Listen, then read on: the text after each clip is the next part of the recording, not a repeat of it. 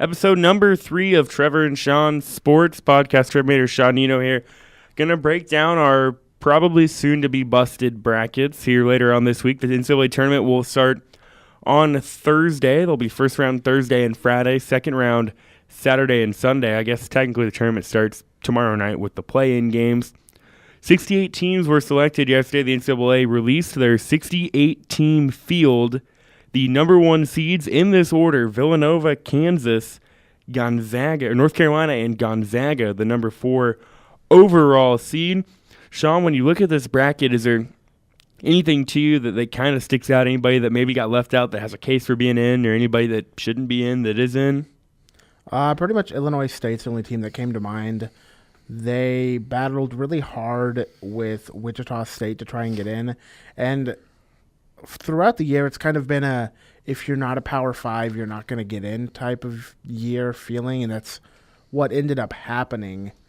And so, there aren't a lot of teams, Syracuse was left out. They're the number 1 seed in the NIT. And, you and I talked about this throughout the week and even earlier today, that, yes, they had good wins, but they also had a 33-point loss to St. John's. Yeah, Syracuse is an interesting one to me because I was one of them that I didn't necessarily think they should get in because they had a 33-point loss to St. John's, who I think went like 9-23 this year. They only won 2 games outside of the Carrier Dome. So, when you get to the tournament, obviously you're not playing your games at home. And I thought Syracuse kind of underachieved this year. I get they played in a really, really good conference. But to me, there wasn't enough there to say that they had the right to get in that. Illinois State, you don't, like you said the other day, you don't want to say play in a better conference, but basically what the committee is saying is play in a better conference. I don't like that because they went 27-6. They did have a couple wins over D1, over major conference opponents. I don't remember who they were.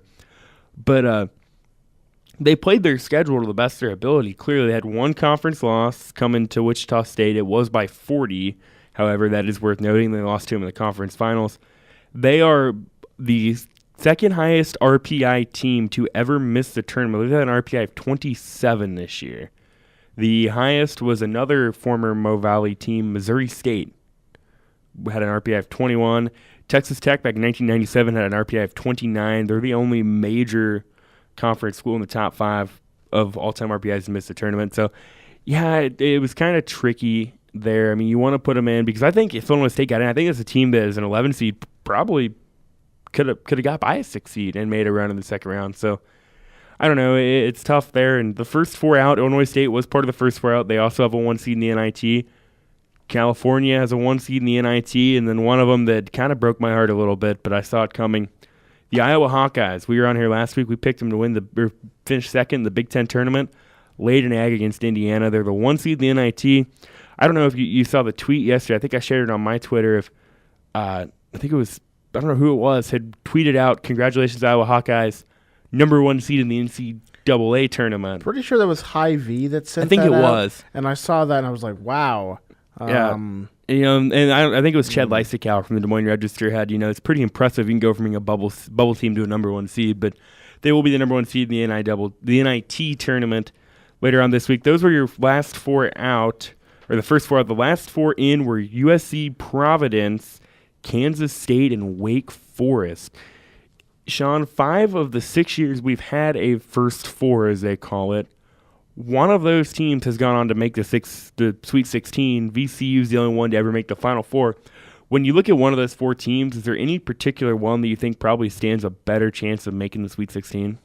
I really like Wake Forest. Maybe that's my Kansas bias showing. Yeah. I think Danny Manning's done a great job of bringing that team back into the, limelight. USC's pretty good because they played in the Pac-12, and so they had some losses that they probably shouldn't have had. Providence, we talked about last week that they were a team to watch out for. I know you had them possibly being I had them in the finals. Yeah, and so that didn't happen, but they, lost to Seton Hall, who's also a okay tournament team. Yeah, I think they lost to Creighton. They did lose to Creighton. They lost to Creighton. I'm getting numbers confused right now. Oh, this will be fun.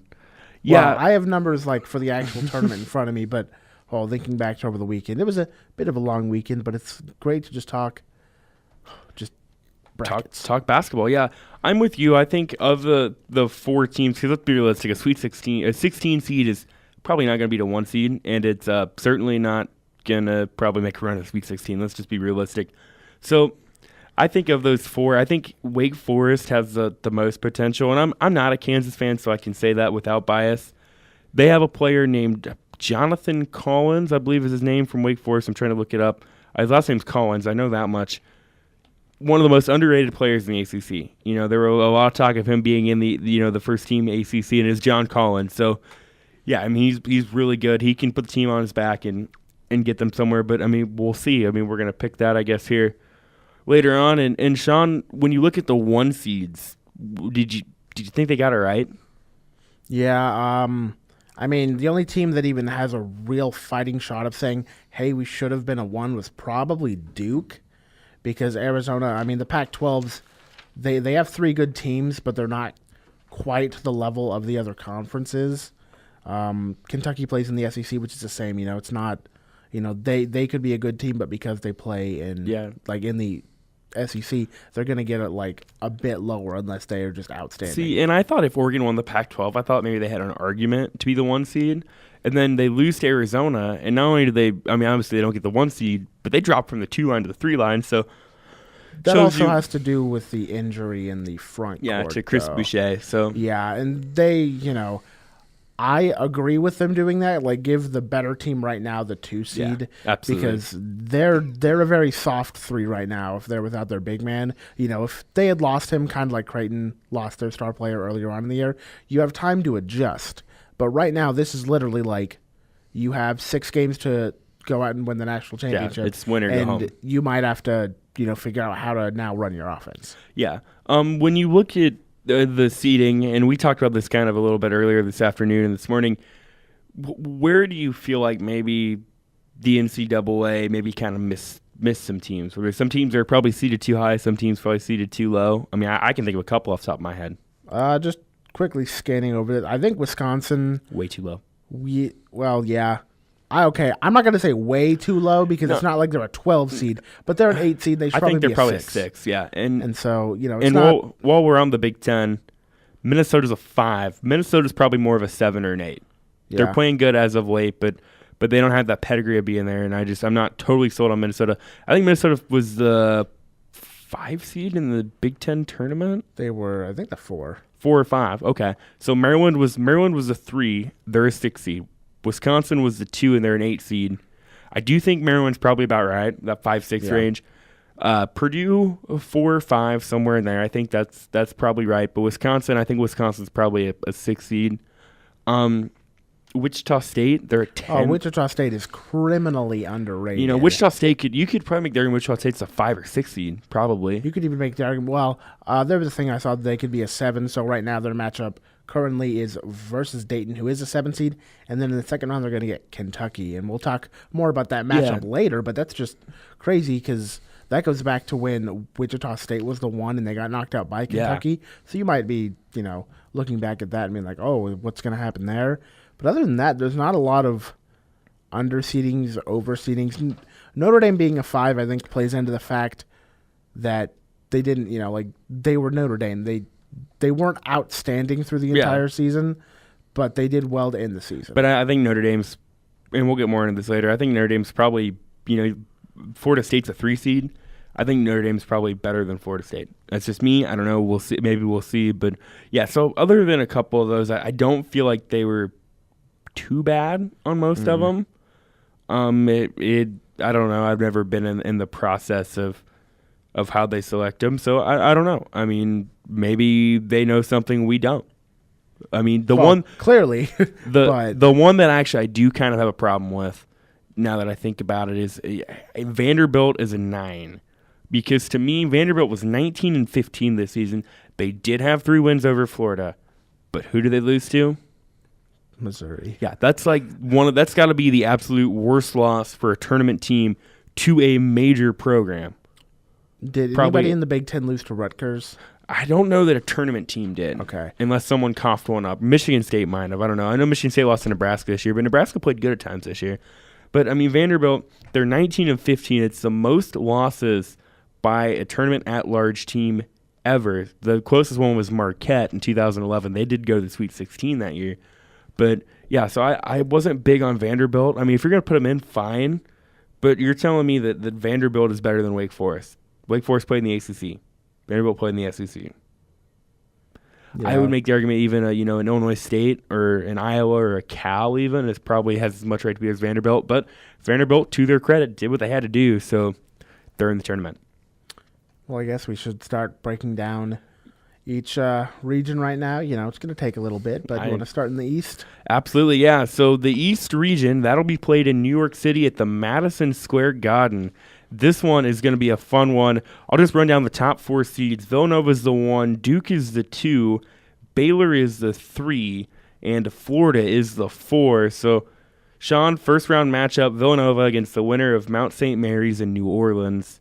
I don't know that it probably really matters who the winner of the 16 seed is. Villanova's probably advancing on to the next game, right? Yeah, there's not really much of a fighting chance for many 16 seeds. No, a 16 seed's never beat a 1. I think they will someday, but I don't think this is the game. So I think we're both in consensus. We're both taking the Hoyas? Yep. Okay. On to the next one, the 8-9 matchup in this region. You have the previously aforementioned Wisconsin Badgers taking on Virginia Tech. The Hokies making their first tournament appearance since 2007. They're under Buzz Williams, formerly of Marquette. Sean, when you look at this matchup, who do you like? I think I'm going to... Well, I took Wisconsin. I think that they're going to come into this game thinking that they are the better team. I think they're the better team, but I think they're going to come in and be angry that they have a low spot. And, I mean, it kind of screws Wisconsin because they have to then play Villanova next round, which is kind of a slap in the face. But I think Wisconsin's going to pull it out, even though they haven't been the hottest team coming into this week. Yeah, I agree. I think Wisconsin's going to come in kind of upset. They're an 8 seed, and I don't know enough about Virginia Tech. I obviously play in a really good conference in the ACC, but I like Wisconsin as well. This is probably one of the more mismatched 8-9 matchups that we'll see. So moving on now in that region, the 5 seed Virginia out of the ACC gets Colonial Athletic Association conference champion, the Seahawks of the University of North Carolina, Wilmington. They're a 12 seed. Sean, you look at this one. I mean, what do you like? What do you see? Well, in previous weeks, I've talked about Virginia, how they look to be, playing better. They won their first round, the first game they played in the ACC tournament, and then I saw them in the second game, and it was kind of back to old Virginia type of thing where they're going to play the best defense in the nation, but they're not going to be able to score very well, and at this point, you have to be able to score. And so I don't generally like to pick upsets because I just don't, it's hard to actually pick an upset, Normally, it's the ones that you don't pick that come back to get you, but I picked North Carolina Wilmington to go out and win this matchup. I did too, and I love upsets when I get them right. When I get them wrong, obviously. When I get them wrong, I feel kind of like an idiot. But yeah, I just think in this one, like you said, Virginia, their style just doesn't transition over into the tournament real well. I mean, because you have to score points, and UNC Wilmington does a pretty solid job of doing that. The Seahawks are coached by former Louisville assistant Kevin Keats. They have 3 players who score over or around 15 points a game. They have good guard play. All 3 of their players who score over 15 points are guards, C.J. Bryce, Chris Flemings, and Denzel Ingrams. They also get solid production from their forward, Devontae Kachok, who averages over 12 points a game, and they have a couple of guys coming off the bench that have shot 40% from 3. So this just kind of looks like a team that could pull off the upset, and I just don't know that Virginia can get the offense done to get it done. So I think we're in agreement here on an upset. I don't know if that's good or bad. It's probably not good. Whatever. Yeah, but we're both taking the Seahawks in that one. Moving on to the next one, the 4-13 matchup. The Gators, University of Florida, takes on the Buccaneers of East Tennessee State. But the Gators, they're going to be hobbling a little bit. They have been dinged up a little. They have an injury from, I'm trying to get the name here, John Igbunu, their starter for the Gators. Averages around 8 points a game, 7 rebounds a game, a big force down low for him. Sean, when I look at this, I was so on the fence with this one. And East Tennessee State, they're a pretty solid 13 seed. They have a chance to really do some damage here, and I think I'm going to go another upset. I'm gonna take the Buccaneers in this one. They have a guard named T.J. Cromer who averages just under 20 points a game. shoots 40% from three, can go off on any night. In their conference semifinal, he went off for 41 points. They also have good guard play from another guard named Desante Bradford. And they have Wichita State transfer Tevin Glass dominating the glass, 6'8" forward. They need big production from him, and I think they get it. So East Tennessee State is my second upset of this region. I'm actually not going to go with the upset here. I thought about it for a bit, but I'm going to pick Florida. I think the fact that East Tennessee State, they haven't really beaten anyone, and that's what I kind of look for whenever you play teams. They lost to Dayton by 14, lost to UNC Wilmington by 9, and they lost to Tennessee by 4. So I don't think they're up to the caliber of talent that Florida has.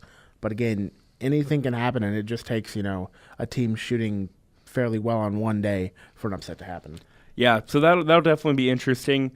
The 6-11 matchup in this is you have SMU against the winner of the Providence-USC play-in game. I personally think Providence will win the play-in game, but I don't really think it matters. I think SMU might be one of those maybe seeded a line or two too low. I think they could have been a 4 or 5 seed. They're 30-4 on the season. The American Athletic Conference champions. They have the big guy in Semi Ojeyelie, who is 6'8", a big guy dominating down low. I think the Mustangs are a little bit too much, and they're a really well team, and that they could be a sleeper team to make a deep run into the tournament. Yeah, I agree with you. Providence is good, USC is good, but I think SMU's back on the rise, and I don't think they're going to have any problem with either team that wins. No, I don't think so either. On to the next one now. It would be 3-seeded Baylor, the Bears from the Big 12, taking on 14-seed New Mexico State Aggies. The Aggies were the Western Athletic Conference champion. Sean, I wanted to take New Mexico State to upset Baylor. Baylor's been knocked out the last 2 years in the first round by Georgia State as a 3-seed, and then last year they were a 5-seed when they lost to Yale, I believe. That sounds about right. That sounds about right. I wanted to take New Mexico State, but I just think this Baylor team is talented enough to at least get out of the first round, with Cartwright and Jonathan Motley and Manu Lecomte. I like Baylor to at least get out of the first round. The Big 12 fan in me says, yes, Baylor make a deep run. The Kansas fan in me is like, oh, goodness, I just hope Scott Drew exits in the first round every single year, because then it just proves my point that I don't think he's a good coach. But, I picked Baylor, but we'll see what happens, honestly. Yeah, I wouldn't be that surprised. Marquette, South Carolina. This is a 7-10 matchup. I was a little surprised to see South Carolina's a 7. I wasn't super impressed by them. We talked last week, and you didn't think they'd be in the tournament unless they won the tournament. Oh, they're in. Look at that. I know. They take on the Golden Eagles of Marquette. I like Marquette in this one. The Big East is really balanced. I think the Big East is a better conference than the SEC. I think Marquette's more of it's more of a versatile team. They can kind of spread you out, and they're a pretty good shooting team. South Carolina's more of a defensive team. I don't know if they can score enough points to keep up with the Golden Eagles. Yeah, I picked Marquette as well against South Carolina, coached by Frank Martin. I don't think they're that great, and I think Marquette's going to come in again playing in the better conference, and they're a team that I've seen that could make a deep run. But I guess going to the next game, you have number 2 seed Duke and number 15 Troy, and this game's honestly a pretty open and shut to me, because this might be. I hope. Well, but this is one of the teams that's playing the best coming into the tournament, which is what you want. And so, I'm going to pick Duke here. What about you? I'm wearing a Christian Laettner jersey right now, so there is no way I would wear that and then pick Duke to lose in the first round. So. Hey, give me the Blue Devils. I think they advance easily. So I think we're safe to move on to the West bracket now, the West Regional. Yeah, we can go whichever way. Okay, honestly. we will move on to the West region. The top 4 seeds in the West. That one will be played in San Jose, the Sweet 16 Elite 8. Gonzaga's the 1, Arizona's the 2, Florida State's the 3, West Virginia's the 4. This one's more of the wide open ones. Sean, first round matchup, top seeded Gonzaga Bulldogs had just 1 loss overall in the season, coming in the season finale to BYU. They will get the Jackrabbits of South Dakota State, the 16 seed, led by former Iowa State assistant TJ Otzelberger. Any chance the Jackrabbits get it done? No, I think they have the best opportunity to upset a 16, but I think that Gonzaga's too good to lose to any team, right? Well, not in the first round. Yeah, in the first round. Yeah, I think it's pretty open and shut that hopefully Gonzaga can win, or else they're never going to live this down. This is the ultimate, like, you guys should just stop trying type of thing. Because, I mean, if you're the first 16 or the first one to lose to a 16, you should pretty much be kicked out of the tournament. When they were a 1 seed back in 2013, they got knocked out by Wichita State. They got Southern in the first round. I think it was like a tie game at halftime. They only won by 6, so who knows? But I think the Bulldogs will be just fine in that one. So we both have Gonzaga in that one. On to the 8-9 matchup in that region, Northwestern and Vanderbilt. That's got to be, that's the smart kid bracket right there. Yeah. I think I read a tweet. That's probably the most expensive combined tuition for a matchup in March Madness ever. The Wildcats, they're making their first ever appearance in the NCAA tournament. So just talking about the highest expensive, what about Notre Dame and Princeton? Yeah, that's up there too. See, because that's the next game, and I just that caught my eye as I was quickly glancing over just to see. I was like, is there any other team? Maybe Notre Dame, Princeton. Yeah, that one's probably up there too. So yeah, Northwestern, the Wildcats, first ever trip to the NCAA tournament. They looked pretty good this year. They get the 9 seed Vanderbilt. We already know how I feel about them. I think the Wildcats get their first ever tournament win in their first ever NCAA tournament. It's a pretty solid team led by Scotty Lindsey and Bryant McIntosh. Things are just going so right for them at Evanston right now. I think the Wildcats win. There's a theme to most of my brackets, and I don't generally like the Big Ten. I don't know why it happens, and around college basketball, people tend to not like the Big Ten. But we talked about how there's always a team that could break through from the Big Ten. I don't think it's Northwest. There's a part of me that's like, okay, this is their first time in, but I think Vanderbilt, this is probably one of the closest games I have in the first round. I picked Vanderbilt, but I could see it going either way. Okay, so we're kind of different on that one. Northwestern and Vanderbilt. On to the next pot of that. It's the 5 seed Fighting Irish in Notre Dame. They were runners-up in the ACC tournament, losing to Duke. They get 12-seeded Princeton. The Tigers, they look pretty good. They won the Ivy League tournament, the first ever Ivy League tournament over Yale yesterday to clinch their bid. I really like Princeton a lot. I've just been impressed watching them play, but I don't like the matchup for them. Notre Dame is playing really good right now, so I'm going to take the Fighting Irish. Yeah, that's the same that I'm going to take Notre Dame, and I think that they're playing really well right now, which is good. I think they had times throughout the year where they didn't play up to potential, but it wasn't like kind of the Duke situation where they just where they dropped off a cliff. Whereas Notre Dame, they just didn't play well against some teams, and so it just came out well. You're the 4 seed. 5 seed. Okay, yeah, the 5 seed in the ACC, and I think it's fitting that they get the 5 spot. Yeah, I think it's probably about right. So both have Notre Dame in that one. 4-13 matchup in the West region. The Mountaineers of West Virginia, they were runners-up in the Big 12 tournament. They get the Bison of Bucknell, a 4-13 matchup. Sean, you remember Bucknell, don't you? I try. When was that? 2005? Yeah, 2005. Like okay, yeah, when they knocked out Kansas. Kansas was a 3 seed, right? They were a 5 or a 4. Yeah, they were up there. It's okay. I remember Northwestern State over Iowa about the same time. So that's the matchup there, West Virginia, Bucknell. I wanted to go Bucknell. I originally did, and then I crossed it out. This is a decent West Virginia team. I think they can at least get out of the first round, so I'm going to take the Mountaineers. I really hope so, because not only do I have West Virginia making a bit of a deep run, I don't know what it is about West Virginia that they can't play teams that press, and I don't think Bucknell uses the press, but West Virginia ran into a team last year that could press, and they just didn't know what to do, and they got upset in the first round. But I'm going to take West Virginia here, and, maybe Bob can get that team going, because, I don't like seeing teams that blow all their stuff, in their conference tournaments just to come out and be like, oh, okay, well, we made it. I mean, yes, they were one of the top Big 12 teams, but, something about West Virginia scares me just a little bit. Yeah, so I guess we'll see there, but we both like West Virginia in that one. The 6-11 matchup in the West region, the Terrapins of Maryland, they're led by Mello Trimble.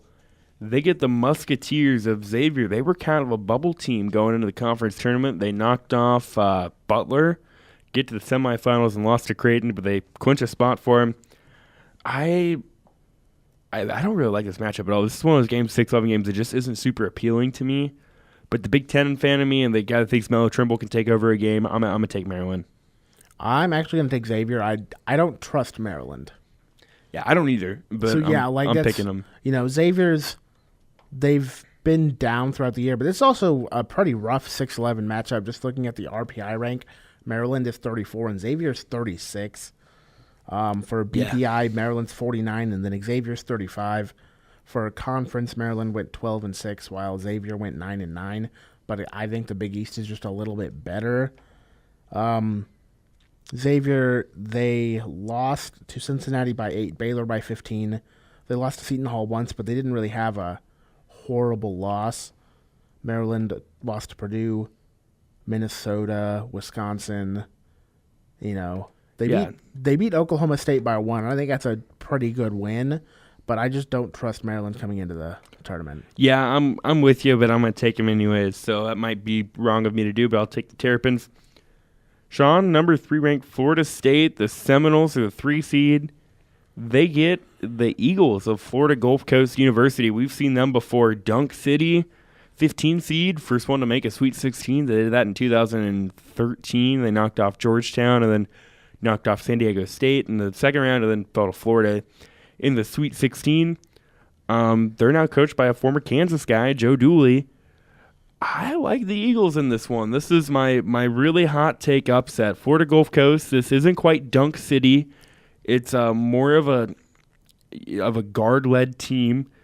They did play some good competition this year. They have losses to Florida, Baylor, and Michigan State, with losses to Baylor by 9 and Sparty by just 1. They have really solid guard play between Brandon Goodwin and Zach Johnson. They combine for over 30 points a game. Also, never count out 6'9" Demetrius Morant, who averages close to a double-double, 11-8. I just never been sold on Florida State this year. I don't know why. I just haven't been that impressed with them. So I'm going to take the Florida Gulf Coast Eagles and my big upset of the bracket.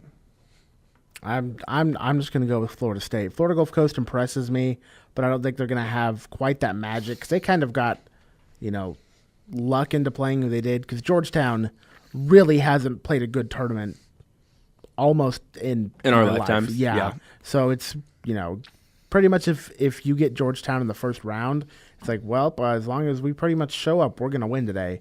And I think Florida State has a bit to prove. People talk about, hey, you're probably like the 5th best team in the ACC. So I think they're going to come out with something to prove, try and show that they're the better team in Florida for whatever that means. But yeah, I think it'll be interesting on that one. Going on to the 7-10 matchup in this, St. Mary's and VCU, the Gales of St. Mary's and the Rams of VCU. This is one I couldn't really pick. I'm not real big on St. Mary's this year. I don't know a lot about VCU. This isn't quite Shaka Smart's VCU Rams, but Moabi Cox seems like he's been playing there for like 40 years. So I'm going to take the Rams. Same. For the Rams, they've lost to Baylor. They won and lost against Dayton. Lost to Rhode Island twice, who's a pretty good team. But they did lose to Illinois by 18, and that's their outstanding result of the season. And then St. Mary's lost to Gonzaga 3 times. They beat Nevada by 18. And then early on in the season, they lost to UT Arlington by 14. I think the Rams can pull something through here because St. Mary's, either way, I don't think they make a deep run. And so I think the Rams just get the upset in this round. Yeah, I think so too. So with that VCU, last one of the West bracket, the first round, Arizona, North Dakota, the Fighting Hawks and the Wildcats. Any chance North Dakota gets it done here? I don't think so. I think they have the best chance of the 15 seeds, but I don't see it happening. I don't see it happening either. I think Arizona is a team that's poised to make a deep run right now. I think they're the best team out of the Pac-12, and I think they have the best way to match up against the teams in this region. So, I don't see North Dakota coming out and beating Arizona, but as you talked about, I think they do have the best chance to come out and be the 15-2 upset. Absolutely. That'll do it for the West bracket, and next we will move on to the Midwest bracket. Sean, the Midwest bracket, it has to be your favorite. Are you excited to talk this one? Kind of. You're excited now. You might be disappointed by this time next week. The Midwest bracket, that's the one. The regional final is going to be held at the Sprint Center in Kansas City. Top 4 seeds, Kansas the 1, Louisville the 2, the Ducks of Oregon are the 3, and the Purdue Boilermakers are the 4. The first matchup, this is the 1 versus 16 matchup. Kansas against the winner of North Carolina Central and California Davis. Sean, Kansas wins, right? I hope so. I honestly don't know what I'll do having to come back and talk to you guys. I'll be like, oh, Sean, did you see the game? No, I didn't. I didn't sit there with a brand new 30-pack and watch that game whatsoever. Yeah, I think Kansas gets in. This is a good Kansas team, so we're in consensus they get it done. Yeah. Okay, you sound very promising about that. Moving on now to the 8-9 matchup in this. Miami of Florida in the ACC against Michigan State. Michigan State, the Spartans kind of down and out early this year, clawed their way back in it.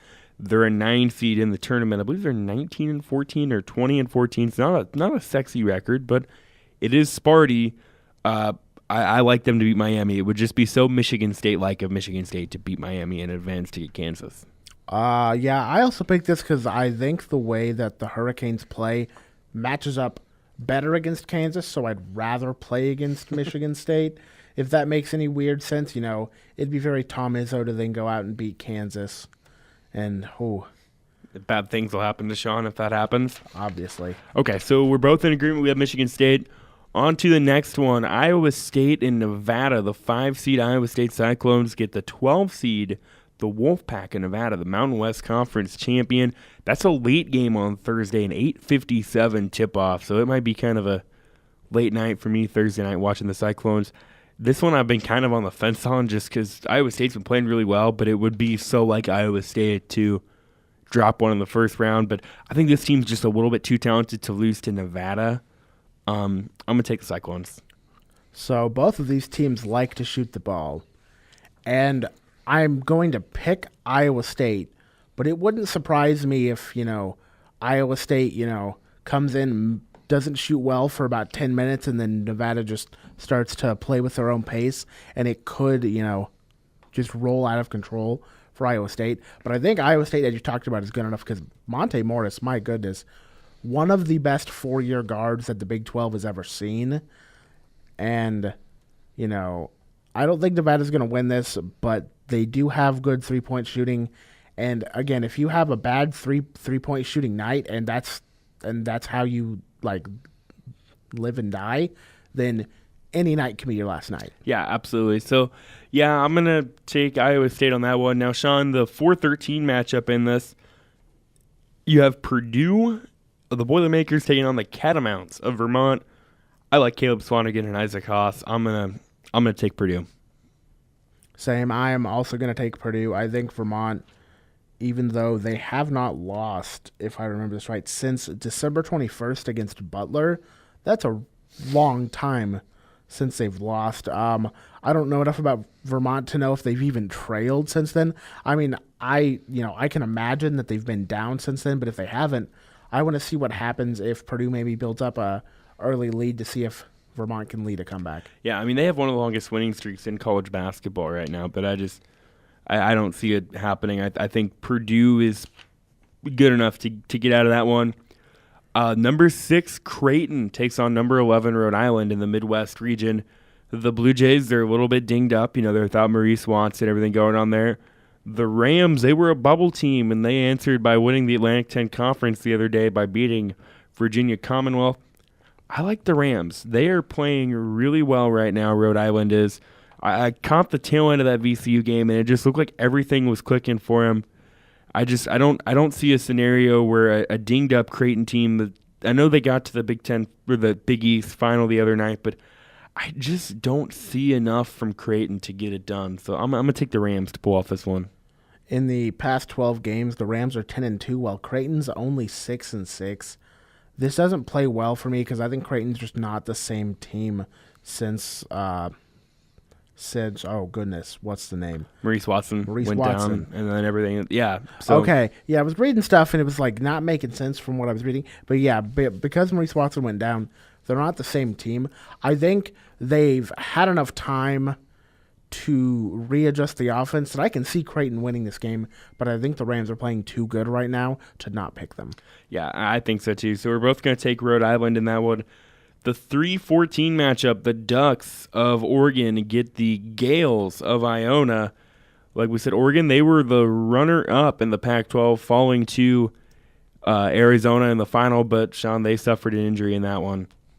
Yeah, Oregon, they kind of got a lower seed because of the injury with Chris Boucher, and he tore his ACL in the Pac-12 tournament, but that's a bit of a blow because this was a team that, if it wasn't for this, they'd probably be a 2 seed, and they would be poised to make a deep run. I think Dylan Brooks is still good enough to at least get them past this right now, but this is such a short time period that I don't know if they're going to be able to adjust the offense and be able to make plays without him. Yeah, I think they get past Iona, but I don't know from there. So I'm going to take the Ducks in that one. So we'll have the Ducks.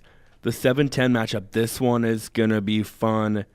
Michigan, Oklahoma State. How about the guard matchup of Derek Walton and Jawan Evans is the name, I believe. Mm-hmm. Oklahoma State kind of came onto the scene towards the middle part of the season and stuck around.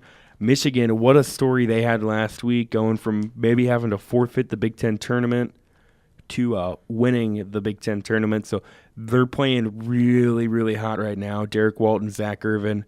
I'm going to take Michigan. I'm excited for this one, though, but give me the Wolverines. So I'm going to go with the opposite side of that. I'm going to take Oklahoma State. This is kind of because I watched the Big 12 a little bit more. I think Oklahoma State is a very scary team to play right now because they can score.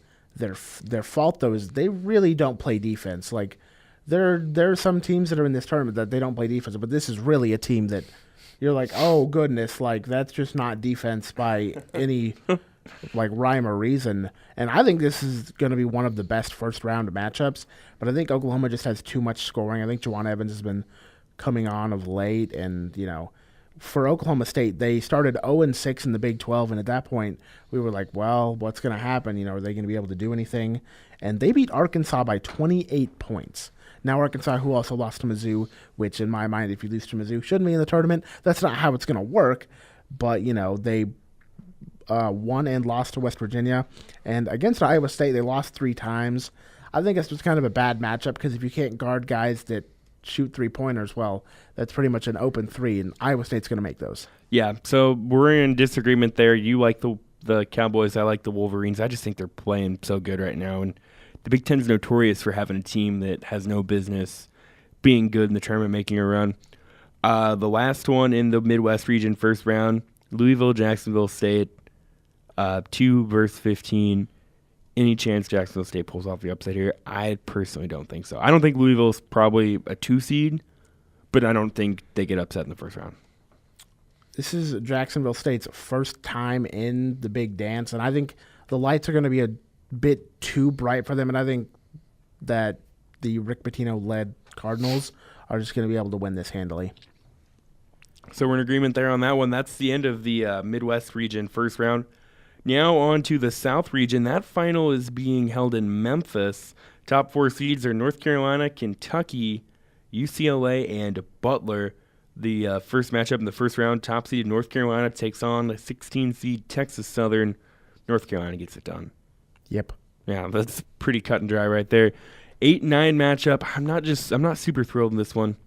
Arkansas is an 8, Seton Hall's a 9. I think the Big East is better. I've seen Seton Hall a little bit this year. I like them. I don't think they're great by any means, but I like them over Arkansas. Yeah, that's pretty much the way I think about it, too. Arkansas lost to Kentucky twice, Florida twice, Vanderbilt, they won twice and then lost. They lost to Minnesota by 14, Oklahoma State by 28, and then they did beat South Carolina by 7. But Seton Hall, they really don't have a bad loss. You know, they lost to Florida, beat South Carolina by 3. They went 1-1 against Butler and Creighton, and I don't think, you know, Seton Hall's that great of a team. Did they beat Villanova this year? I thought they did. No, they lost 3 times this year. I could not remember. But, I mean, they're a solid team, so I think the Pirates get enough out of them to advance on to the round of 32. And, you look at the next one, Sean, 5-12, Minnesota, the Golden Gophers. What a turnaround they had. Coach Richard Pitino has them there. They get the 12 seed, Middle Tennessee State. You think Michigan State fans remember that team? I think they very much remember this team, and you know what? I am going to pick Middle Tennessee State to come back with the upset. They beat Vanderbilt by 23. They lost to VCU by 3, and they beat UNC Wilmington by 5. So I think they can they can at least beat the Golden Gophers and maybe make a name for themselves. And hey, who knows? In a few years, they could be the next notable Power 5 or mid-major like Gonzaga or Wichita State. I think this is a better Middle Tennessee State team than the one that beat Michigan State last year. They still have Giddy Potts, one of my favorite names in college basketball, and Reggie Upshaw. There were 2 leaders from that team and the 2 leading scorers in that game. Plus, they have in Arkansas transferred Ja'Cory Williams, 6'8" forward. They shoot okay from behind the arc, 37%. They also have a young man named Xavier Habersham who averages just 5 points a game but shoots about 47% from beyond the arc in 85 attempts this year. So I like Minnesota, but I think the Blue Raiders get another upset here. So we agree on another upset. This isn't looking good for us. No, whenever we both pick upsets, I think bad things happen. But, in the next game, we have number 4 Butler versus 13 Winthrop. And I think Butler pulls out the win here. Trying not to go with upsets here. I think they were the second best team in the Big East. I think they played like it pretty much until the end of the year, kind of like the last game, and then the game against, who was it? Xavier. Yeah. Sorry, I had to remember. And so, they've beaten Villanova twice. They beat Arizona. They beat Cincinnati by 10.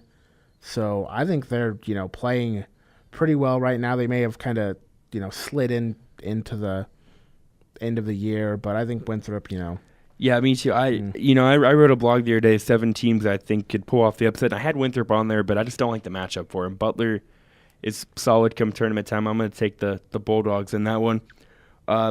The 6-11 matchup in the South region, you're going to get Cincinnati against the winner of Kansas State, Wake Forest.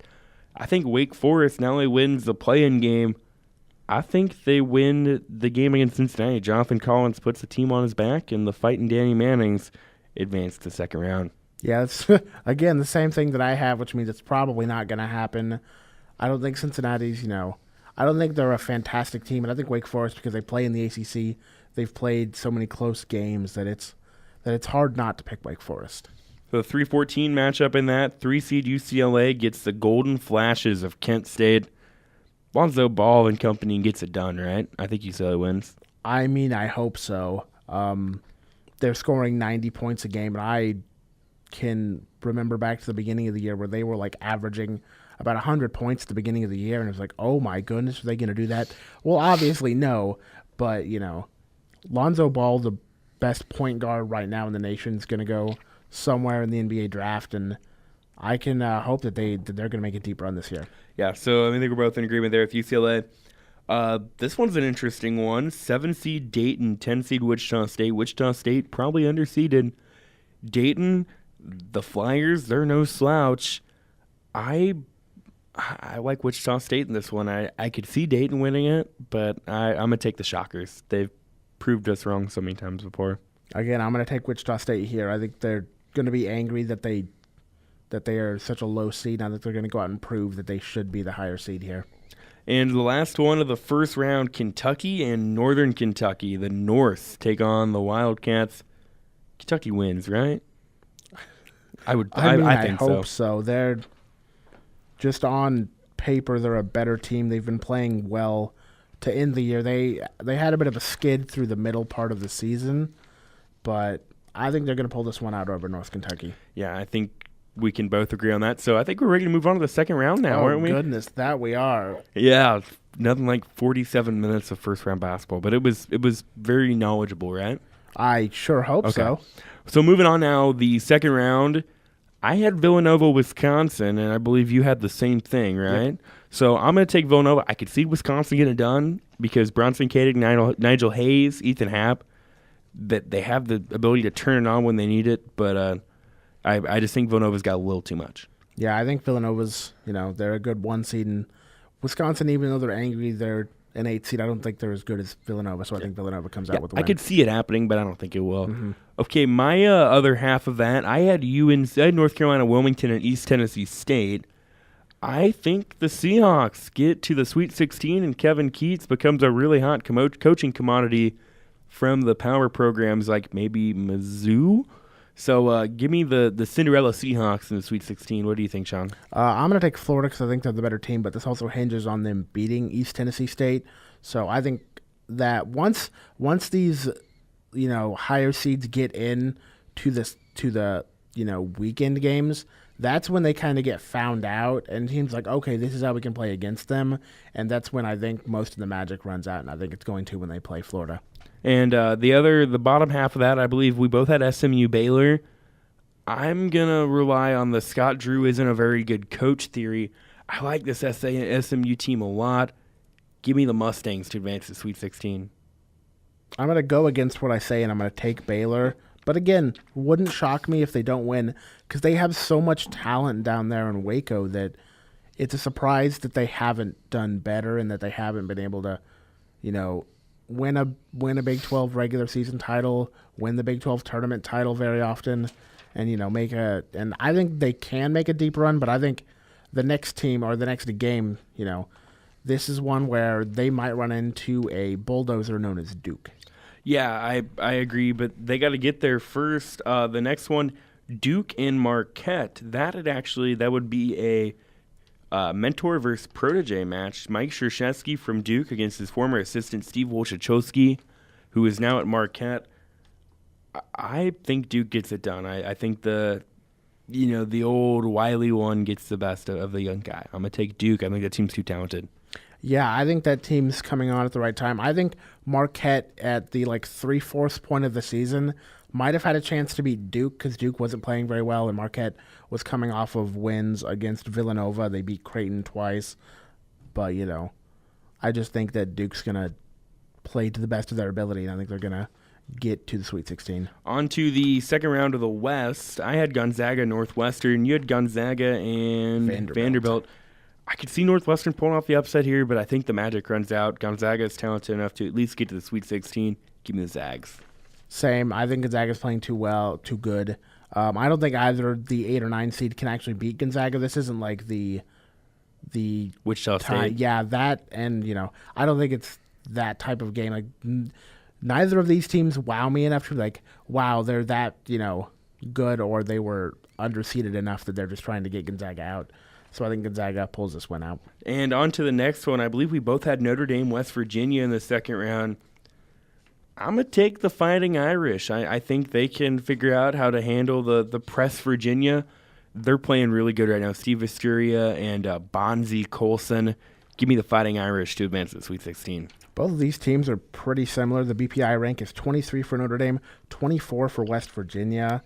The BPI rank differs a little bit. Notre Dame's 22.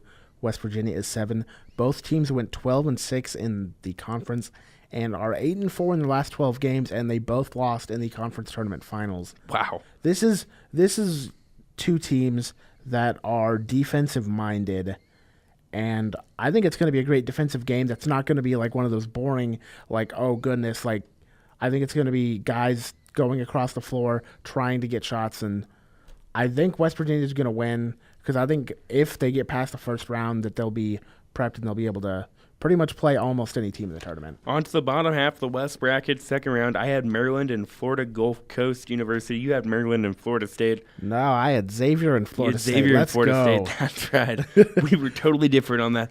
I think the pixie dust runs out for the Eagles here. I don't trust Maryland, but I like that matchup for Maryland. Give me Melo Trimble, Terrapins to the Sweet 16. I'm going to take Florida State. I think that because they played in the ACC, they're going to have that much of an advantage over Xavier. The Seminoles have a lot of depth. They have freshman Jonathan Isaac playing really well. Dwayne Bacon, who might have the best name. I can recall last year they had like a bacon night or whatever. I was like, oh my goodness, why can't we just have that for every That'd we be just great, wouldn't just it? have like a designated bacon player or something. I don't know, but I just love bacon. But I'm going to take Florida State, and I think, I just think they're the better team at this point. On to the last one in the West region, and we both had VCU Arizona, I believe, correct? Correct. I'm going to take Arizona. I don't think VCU has quite enough. Arizona's a really talented team. Give me the Wildcats.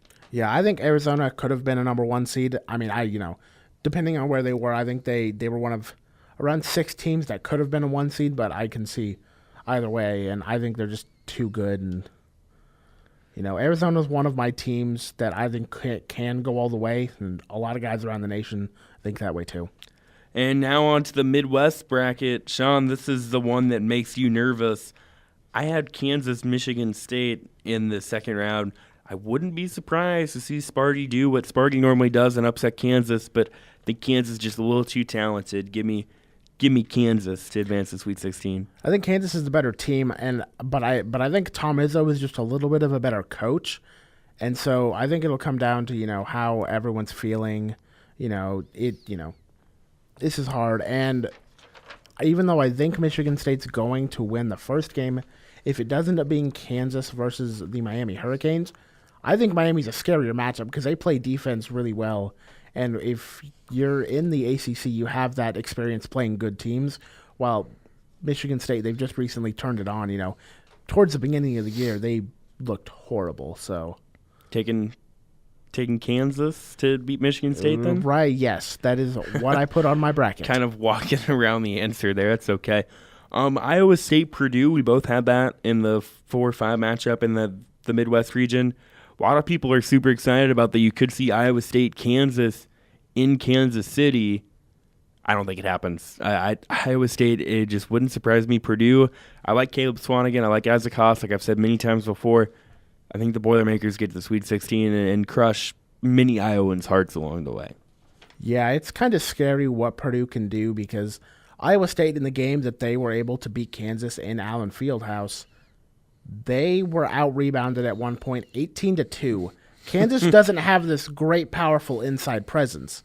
Purdue does. Caleb Swanigan is going to be All-American player, possibly go into the draft, and I think he's going to be able to just, raffle stomp all over Iowa State. Raffle stomp. I love that word. On to the next matchup. We both had Rhode Island, Oregon. I think the injury to Chris Boucher is just a little too much. Rhode Island playing really, really well. The Rams get to the Sweet 16. That is my second double-digit seed to get there. So I also picked that, which means this just isn't going to happen. But I think because I had his name earlier. Let me quickly pull it up. EJ Matthews? Hassan Martin. He's the 6'7" rim protector. He has more than 2.5 blocks a game. Yeah, that's pretty good. And again, I don't think Oregon has enough time to really get good on offense and be able to play good defense. So I think the Rams are going to kind of sneak their way in, getting a bit of a lucky seed here. So we both have the Rams taking the Sweet 16. The next one, you have Oklahoma State, Louisville. I have Michigan, Louisville. I think the Wolverines are playing hot right now. I don't think Louisville is that good of a 2 seed. And never in the history of, I don't know how long it's been, but I read it earlier, have all the 1s and 2s advanced out of the first round. I believe it was something like the number all 4 of the number 2 seeds have not advanced out of the first round, the first weekend in I don't know how many years. And I think Louisville is the one that keeps that streak alive. So I'm going to take the Spartans, or the Wolverines, to go to the Sweet 16. Michigan gets it done. Derek Walton, Zach Irvin, too much. I think actually Louisville's able to pull this out against Oklahoma State. I think pretty much the coaching aspect is going to play a lot bigger factor into this. I think Pitino's going to be able to outcoach Underwood. And again, Oklahoma State really doesn't play defense. They could score on the best of them, but they just don't know how to defend. Yeah, so that's going to hurt them there. Moving on now to the South region. North Carolina gets Seton Hall. I don't see an upset here. I think North Carolina advances. No, I think North Carolina is one of the best teams in the country. They have really good depth. Yeah, yeah. I think it's pretty cut and dry right there. The next one, we both had Middle Tennessee and Butler, the 12-seed Blue Raiders. We both think they'll upset Minnesota in the first round. I'm going to go a step further, Sean. I think this team gets to the Sweet 16. Butler's more normally of a defensive team. This team, when they get going, they can shoot the lights out. Give me the Blue Raiders on to the Sweet 16. That is my third double-digit seed to make the Sweet 16. I looked earlier. That is actually the most common, other than 0, 12 times, 3 double-digit seeds to advance to Sweet 16. Dang. Well, I'm going to take Butler. I think they're, again, playing really good right now. And Middle Tennessee State, it'd be a great story if they made it this far, but I think Butler playing in the Big East, having that experience of being here for many years, they're just going to be able to take down Middle Tennessee. On to the South region, or the bottom of the South region, we both had Wake Forest, UCLA. Like Wake Forest, like Jonathan Collins, don't think it's enough to get past Lonzo Ball and Bryce Alford and TJ Leaf and company. I think the Bruins advance to Sweet 16. Yeah, UCLA's really good at offense. Not quite so good at defense, and I can see that coming up and biting them later on in the tournament, but not right now. The last one of the second round, Wichita State, 10 seed Shockers, second seed Kentucky Wildcats. We all remember a couple of years ago, the Wildcats were an 8 seed, Wichita State, number 1, 34-0.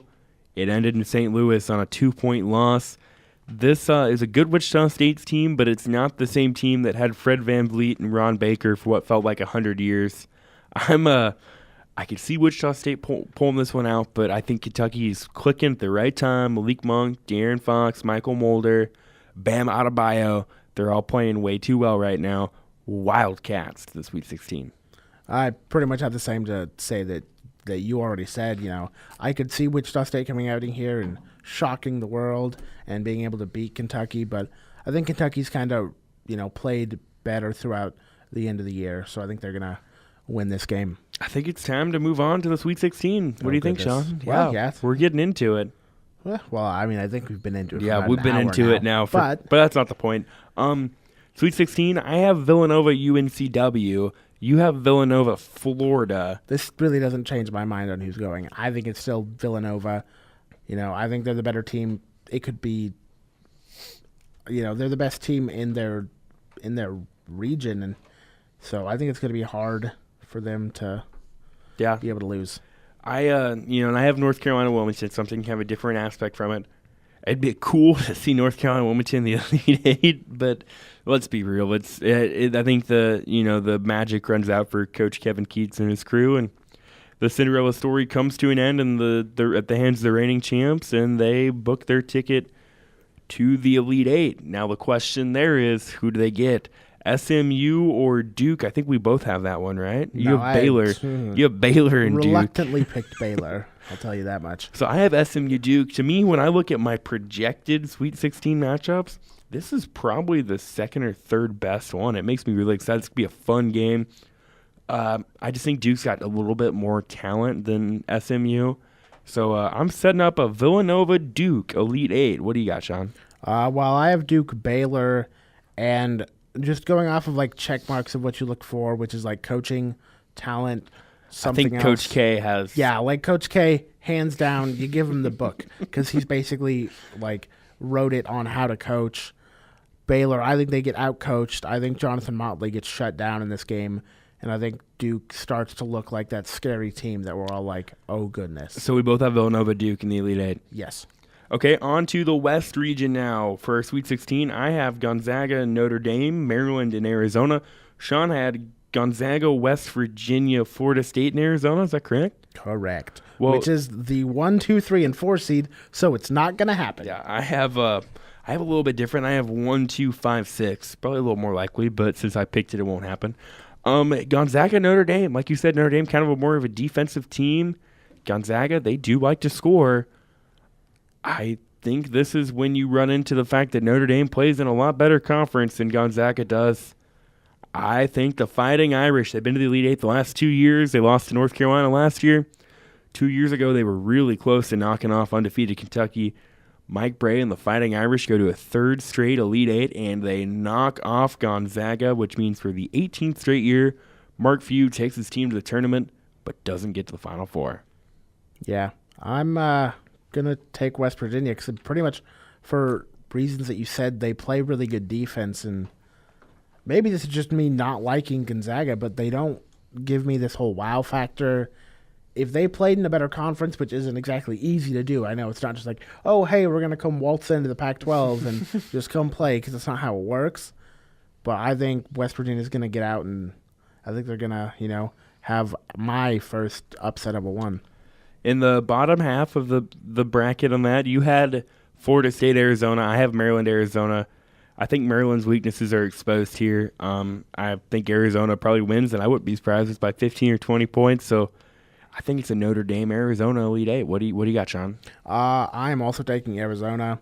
I think they're just a really good team. I talked earlier about how they could have been a number 1 seed going in if things kind of went right and all that kind of stuff, but it didn't. So they're a 2 seed. I think they're a very solid 2 seed.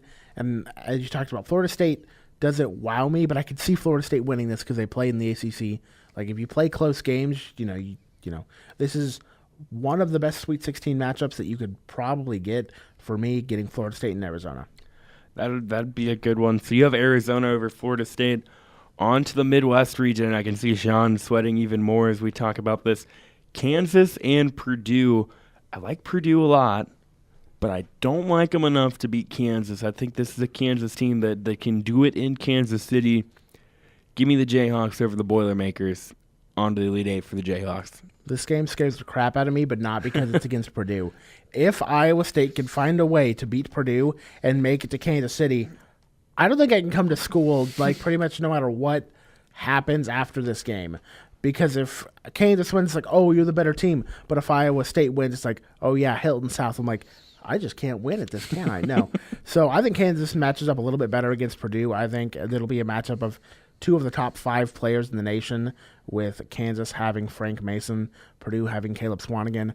I think neither of those guys can really be stopped by what either team has, so it'll be interesting to see what happens. But I think Landon Lucas can step up and play good enough defensively to not let Caleb Swanigan have a monster game, and I think Josh Jackson and Frank Mason get it done for Kansas. So we both have Kansas advancing to Elite Eight. On the flip side of that, you have Rhode Island, Louisville. I have Rhode Island, Michigan. So I have a 7-11 matchup in the Sweet 16, which it happens, but I think Michigan keeps riding the carpet onto the Elite Eight. They're just playing too well, and onto the Elite Eight for the Wolverines. The Big Ten, like we said, normally the Big Ten will get a team in the Elite Eight. I'd be willing to bet money on it. I don't know who, but they'll get a team in the Elite Eight. Michigan probably has the best path, so give me the Wolverines onto the Elite Eight. Well, I mean, since we have basically 2 different games, I'm going to pick Louisville over the Rams. I think Louisville's, again, coached well enough and they play, well, they have the talent enough to be able to beat the Rams. Louisville scores 77 points a game. The Rams 73, pretty much the same averaging on defense. And the stat versus top 25 is kind of misleading, because they beat Cincinnati, decent win, but they beat VCU. They played Duke earlier this year, didn't they? They did. They lost by 10. Yeah, so not a bad loss, but not a bad, I could, there's a bunch of these matchups where I could see either team winning, but I think the coaching advantage goes to the Cardinals, so I think they advance. Yeah. Now we're on to the South region. Now, we both have North Carolina, Middle Tennessee State. I think Cinderella runs out for the Blue Raiders. North Carolina's just too much. They advance to Elite Eight. Correct. That's pretty cut and dry right there. This is the one that I think could be the best matchup of maybe even the tournament, if assuming it happens. UCLA, Kentucky in the Sweet 16. These 2 teams met earlier back in the season. UCLA won 97-92. This one, I've toggled back and forth. I don't know how many times. Kentucky's just playing too darn good right now. I think they're more of a better team. I mean, UCLA probably has the better player in Lonzo Ball, but I think Kentucky's just playing too well right now, and I think John Calipari is a much better coach than Steve Alford. So give me Kentucky on the Elite Eight. Yeah, this was one This is going to be another high-scoring game. I think Kentucky plays better defense. Even though UCLA is only allowing 75 points, Kentucky's allowing 4 points less on the season at 71. This is really hard. I'm picking UCLA because I think the talent that they have is playing a little bit better. And I think Lonzo Ball had a bit of a thumb injury Yes. in the Pac-12 And tournament. I believe TJ Leaf is kind of dinged up, too. That's Yeah. where I'm a little scared with them, as you never know how deep they'll go. So, yeah, it's a tricky one. That could be a really good matchup, though. Yeah, that's, seeing my bracket and seeing all these 1s and 2s, I'm really scared. Yeah. So you look goodness. at our Elite Eight, Sean. We'll run through these real quick. In the East, I have 1 seed Villanova and 2 seed Duke, and I believe you do as well. Correct. In the West, I have 5 seed Notre Dame and 2 seed Arizona. I have 4 seed Virginia, 2 seed Arizona. On to the Midwest, I have 1 seed Kansas and 7 seed Michigan. And I just have Louisville playing Kansas. So 1 versus 2. And then I go 1-2 North Carolina, Kentucky in the South. You go 1-3 with UCLA. So you look at it, I have 3 of the 4 number 1s onto the Elite Eight. And I have 3 of the number 2s on. But then I have a 5 and a 7.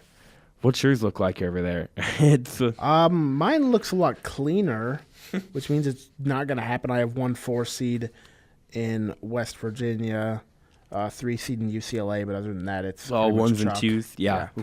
Ooh, maybe it's the year, though. So let's come right into it. East bracket. This matchup in Madison Square Garden. I really hope neither one of these teams screw it up for us because this could be a great matchup. Duke and Villanova. You have the national champion from the last 2 years. Duke is playing hot at the right time, but Villanova, they're not playing too bad themselves. I'm so excited, and the game might not even happen. This is a game that how I kind of felt last year going into the Kansas Villanova matchup, that either of these teams are probably going to go to the national championship if they win this game. So I think Duke pulls it out because they're playing better right now than they have really all year. They kind of have the pieces coming together too, and I think, as much as I don't like Grayson Allen, I think he's going to have like a single time that he comes through and people, will be like, okay, maybe he's back to being normal. I think he has a letdown game in the Final Four and then so on. Yeah, I just think Duke is playing so good right now that this is theirs to lose, I think, and I think they get by Villanova. There has not been a repeat national championship since Florida in 06-07. I think we have to wait another year to find out if we'll get one. So I'm going to take the Blue Devils on to the Final Four, and so does Sean. Now, the West, Sean, Elite Eight matchup. You have West Virginia, Arizona. Does Bob Huggins get to another Final Four? Not this year. I think Arizona's playing too good, and I think West Virginia, it's really hard to say that they can't play, that they wouldn't match up well, because I think teams that press generally play well against every team, and they have a shot to beat every team, but I think Arizona's going to go through here and come out with a win. Like I said, I have Notre Dame, Arizona. The last 2 years, the Fighting Irish, led by Mike Bray, have gotten to Elite Eight and watched someone else celebrate advancing on to the Final Four. This year, I think it's the Irish's time to shine. I really like the way they're playing. I honestly thought they could have won that game against Duke the other night. I know they didn't, but it was close down to the end. So they're in a very good position there as a 5 seed. You have probably the best of the top heavy brackets. So Fighting Irish on to the Final Four. So that's at least 2 ACC teams in the Final Four, and I have one other in my bracket. So there, that's one side of it. We have a Duke Notre Dame semifinal and a Duke Arizona semifinal. Wouldn't that be fun?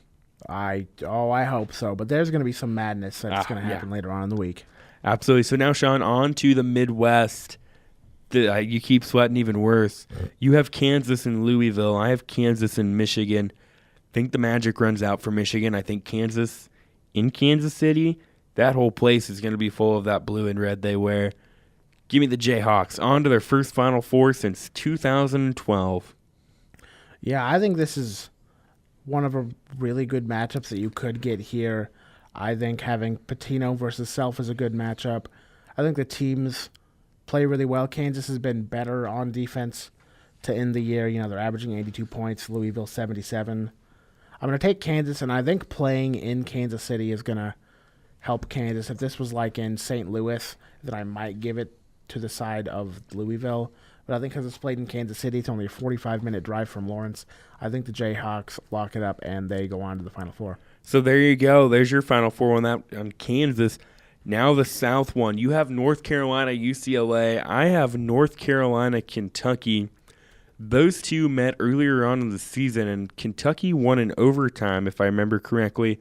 Malik Monk went off for 47 in that game to get it done for the Wildcats. That was back in the CBS Sports Classic in Vegas on December 17th, 103-100. And Justin Jackson went off for 34, Monk 47. I think this one could be another kind of high-scoring game. Kentucky, they're just playing too well right now. Like I've said, give me the Wildcats on to the Final Four. And I have a pretty rich Final Four here with Duke, Notre Dame, Kansas, and Kentucky. No Cinderellas in the Final Four for me. I don't enjoy picking the low seeds anyway, so I didn't, and that's why I have North Carolina facing UCLA. And I think North Carolina is going to come out with the win. I think they are the most talented team in the nation. I don't think we've quite seen them play to their potential, and maybe we haven't seen them. Well, I mean, we had Michael Jordan say that the ceiling is the roof. I don't even know what that means, but they're putting it on shirts everywhere. I think it's pretty smart to put that saying. I mean, could the ceiling technically be the roof too? I mean, yes. Isn't the ceiling the roof? I mean, yes, but as an actual basketball analogy, what does that mean? No one knows. Exactly. I don't even think Michael Jordan knew what that meant. No, so, he was probably having too much fun before watching that game. That's okay. So you have North Carolina in the Final Four, I believe, right? Correct. Okay, so we'll run down our Final Four real quick. I have Duke, Notre Dame, Kansas, and Kentucky. Sean? Duke, Arizona, Kansas, and North Carolina. So we have a little bit of difference there. On to the semifinals or the Final Four. Those will be played on Saturday, April Fool's Day in Phoenix. That'll be a fun one. The first one for me, Duke, Notre Dame. I think these are obviously very familiar opponents, having played in the ACC, and they met in the ACC Conference Tournament Final. Duke just still playing way too well. Give me the Blue Devils on to the national championship, and on the flip side of that, I have Kansas, Kentucky, a battle of the Blue Bloods. Do you remember the last time those two played in a tournament game, Sean? Not in the tournament game off the top of my head. Oh, yeah. Sorry. Oh, there's a lot of things going on. I was like, no. I was like, yeah, dude. It was the 2012 national championship. Kansas really didn't have any business being in that national championship game. It was a 3-point game, and Elijah Johnson traveled, if I remember correctly. Yeah, and then it was, I don't remember the final score, but it, kind of. Lost by 8, I think. Yeah, free throws, late shots, that type of thing. But that was Well, this one, I wrote down Kansas. And then I changed my mind. These two played earlier in the year, and Kansas won by.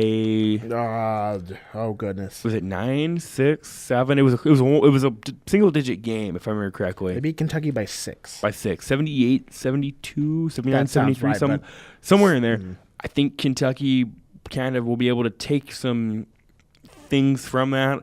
This is maybe the one instance where it's when you look at the 4 coaches that I have in the Final Four. Bill Self's probably the 3rd best coach. You don't say that very often. Well, no. I mean, when one of them's when 2 of them, at least in my bracket, two of them are Hall of Famers, it's really hard to, 3, I think John Calipari's a Hall of Famer, too, I'm pretty sure. If not, he should be, and he will be. Well, he's not in my Final Four, but yes, he would be added in that. I'm going to take Malik Monk and Kentucky on to the finals against Duke. Sean, what do you got for me? Well, in the first game with Duke, Arizona, I think Duke's playing outstanding, and I think they're going to be able to beat Arizona. I don't think Arizona's faced the type of talent that Duke has. And, Arizona, this is a 2-2 matchup. This is pretty hard to pick at this point because, Duke's playing pretty good now, but so is Arizona. They won the Pac-12. And this one's almost a coin flip, but I think Duke pulls it out. And you go to your flip side, you have Kansas, North Carolina, Roy Williams coaching against his old school. Who gets it done? Well, this is a very, very homer bracket of me. I'm not going to lie, because I can see a lot of things going different ways, but I think Kansas is going to be able to pull this out. I think Kansas is on a mission. I think this team kind of has, they're playing a different style than what they normally do. They run a 4-guard system with Landon Lucas as the 5, when in previous years it would be 3 guards and then 2 bigs in there, and that's how the system's been run since Bill Self's been there. That's just been the offense that they've run, and I think this new style, Bill Self's embraced it, and I think this team's ready, to be able to go to the national championship. I think Frank Mason is the best. It's really hard to define what he is, because I don't think he's the best player in the country. He's not the best draft prospect. He'll probably go late in the first round. He's a very good shooter, but it's really hard to define. I think he's the most valuable, maybe. Yeah. I mean, because I think probably the best player is probably Lonzo Ball. But as far as, what you do for your team, Frank Mason to me is player of the year. If I had a vote, and I don't, I would vote Frank Mason. So Kansas and Duke in the finals. I had Kansas-Duke, and I just couldn't stick with it because I had a feeling that's the way you were going. But so we're on to our finals. I have Duke, Kentucky. Sean has Duke, Kansas. The last time Duke and Kentucky met in a tournament, and I could be wrong, but we all remember that game, even though it was before our lifetime. You know what I'm talking about, right? Obviously. The Christian Laettner game, 1992 in East Rutherford, New Jersey. No, the Spectrum in Philadelphia. Kentucky's Sean Woods hits a shot with 2 seconds to go to put the Wildcats up. And then Grant Hill throws a pass that would have made Joe Montana proud, finds Christian Laettner, drains at the buzzer. Duke goes to the Final Four, wins a national championship. Well, I'm wearing a Christian Laettner jersey today.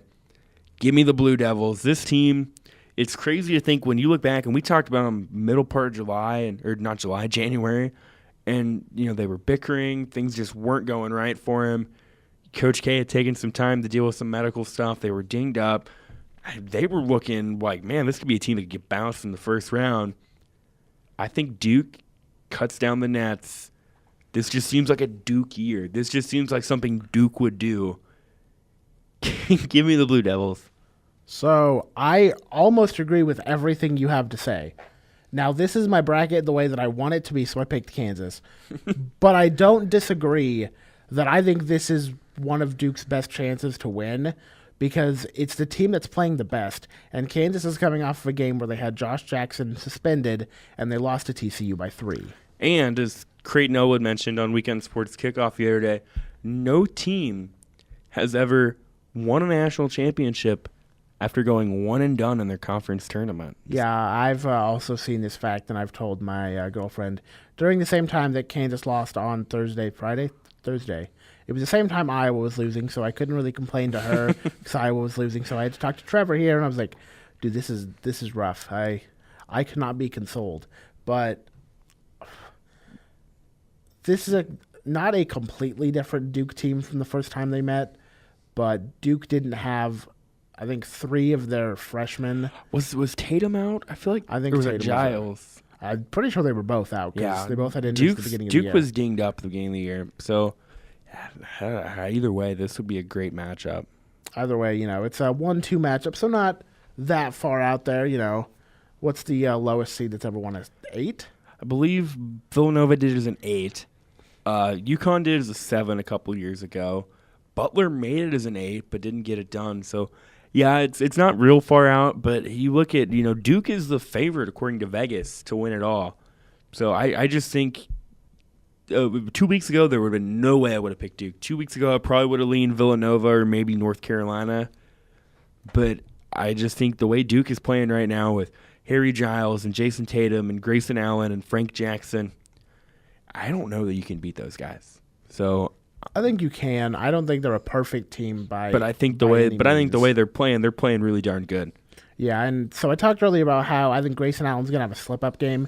I think it's going to be in the Final Four against Arizona, and then I think Kennard, Giles, Tatum. Forgot about Kennard. I think those are the guys that step up. I've said this pretty much since he's had all of his incidents, that he either needed to take this time off, just get himself right, because I don't think that he's okay in the head at this point. He has a lot of things, to work on. This may be out of my, realm, but just watching him play, even on nights that he scores like 12 points, it's not like he just looks off when he plays. So I think either way, he needs to take a little bit time off of basketball and just kind of, I don't think he's going to go to the NBA right now. No, he's a junior. He's got one more year left. I would stick with it and try to chase another national championship because a guy like Grayson Allen, I think when Grayson Allen's on, I think he's maybe one of the top 10 players in college basketball. I really do. The problem is Grayson Allen's problem isn't his ability. It's between the ears. And that's something that, he's lucky that he has a coach like Coach K. I mean, because there's a lot of other coaches, save for maybe a Bill Self, that couldn't handle that. So, I mean, he's fortunate in that situation, but I just think the kid's got tremendous talent. I don't know how many people I've talked to, they're North Carolina fans that, say, man, I hate that guy, because he's such a jerk, but he's so good. When he is on, it irritates me so much because I just hate him even more.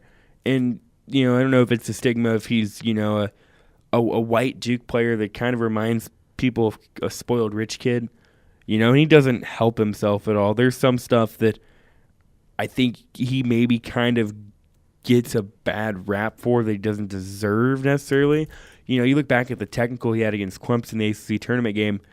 If that would have been Frank Mason, Lonzo Ball, Josh Hart, Jonathan Motley, any of those guys, probably not a technical.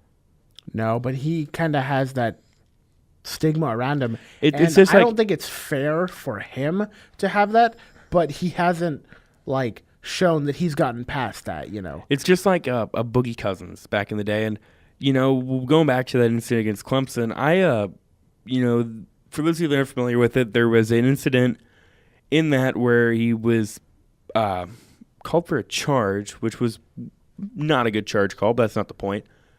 And then he, spiked the ball once, and when he spiked it up in the air, it slipped out of his hands and rolled away. And people said he said an expletive, who knows, and they cheat him up. I go back, and I like I told you earlier, I got bored yesterday, and I was watching some of the older games, and I came across the Kansas-Memphis National Championship game from '08, and there was a play towards the end of the game where I believe it was Chris Douglas Roberts. They were trying to run out the clock and kill time, and he ends up getting fouled and spikes the ball, sky high in the air, and looks like he shouts an expletive. And the ref, probably wisely, doesn't call a technical on that. So I don't know the difference between the two, but I don't know. I personally, being a Duke fan, I've always kind of liked Grayson Allen from a distance because I don't want people to know, that I'm fine with the tenacity and the toughness, because I guarantee you, Jason Tatum, Harry Giles, they love having Grayson Allen on their team because he makes their team better.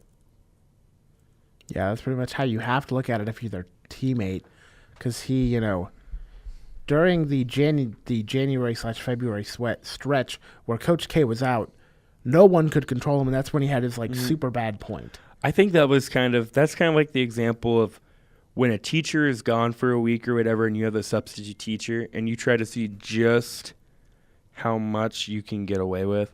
I think that's exactly what he was trying to do there. So he kind of got it reeled in together a little bit now. Sean, as you look at this, you have Duke. I have Duke winning it all. You have Kansas winning it all. If you had to pick a most outstanding player for Kansas on their tournament trail, who's it going to be? I think I kind of know where you're going. It's going to be Frank Mason. I think if he makes it, or if the team makes it, then they're going to give it to him. I think Josh Jackson's a very important piece on this team. He plays defense, basically averages a double-double. And I think it'll be Frank Mason because he is the alpha dog of the team. He's the guy that they're going to go to whenever they need him the most. But other than that, no one on Kansas is, in my mind, is really capable of being able to take over a game other than Josh Jackson. So maybe if Josh comes out and has, maybe in the final game, like a 30-20 game, where it's like, oh my goodness, Yeah, I think with Duke, unless Grayson Allen totally turns it on, which we've seen him do in the Final Four before, I think Luke Kennard. Luke Kennard's been so steady, averaging over 20 points a game. He might be the best player Duke has. So I think Luke Kennard's probably the difference maker for the Blue Devils in this one. And Sean, it's almost time for March Madness. Yeah, right now we're recording this on Monday, 13th, so we still have. About, if you want to count playing games, a little bit over 24 hours. I mean, I'm going to watch those games, not going to lie, but I'm not going to, like, invest my No. time heavily because two of the games are these 16-16 matchup. No, you're not going to be able to pay me to watch that. If that's the 9 o'clock tip-off game, I probably will watch the first 10, 12 minutes so we can go to bed. So that'll, I think, probably pretty much wrap it up, Sean. I mean, we managed to spend an hour and a half talking basketball. We probably could have talked more, Oh, I'm not yeah. going to lie. But Yeah, no, but I'm sure, the people listening are probably tired of us talking enough already. So I think that pretty much wraps it up. Next week, we're on spring break, but the plan is we will be back down here or make an attempt to get back down here to record a podcast and maybe kind of look and see how awful our brackets are. Yeah, that's kind of what I'm looking forward to. Just I'm not. kind of, I mean, I'm looking forward to it unless Kansas loses. Then I'm just going to have a horrible time. But, looking back and kind of like looking back at the matchup, seeing, maybe we looked over a team and maybe there was a player that just had an outstanding game or something along those lines. So it will be interesting. Thank you to everyone for listening to this, and we will be back at it next week breaking down what's going on in March Madness and maybe whatever else, our mind decides to approach. So thank you for listening. For Trevor Mader, or for Sean Nino, I'm Trevor Mader. Thanks.